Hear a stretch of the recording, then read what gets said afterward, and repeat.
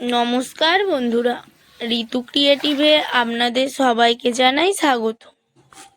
আজ সকালে আমাদের একটি ভেটকি মাছ পড়েছিল। সকালে আমাদের কিছু কাজ থাকার কারণে সকালে আর ভেটকি মাছটিকে বাছা হয়ে ওঠেনি। সেই কারণে সন্ধ্যাবেলায় ভেটকি মাছ কাটা শুরু হয়ে গিয়েছে। একজন মাছটিকে কাটছে, আর সেটিকে দেখার জন্য আমরা সবাই গোল করে বসে পড়েছি। মাছ কাটা দেখতে আমার বরাবরই ভালো লাগে, আবার সেটা যদি হয় ভেটকি মাছ, তা তো সবারই দেখতে ইচ্ছে করবে, তাই না?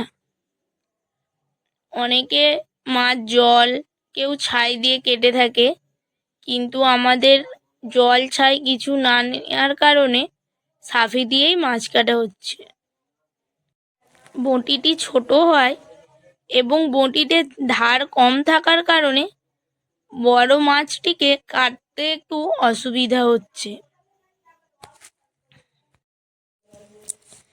এইবার মাছটিকে কিভাবে কাটা হবে সেটি সাইড দিয়ে সবাই বলে দিচ্ছে।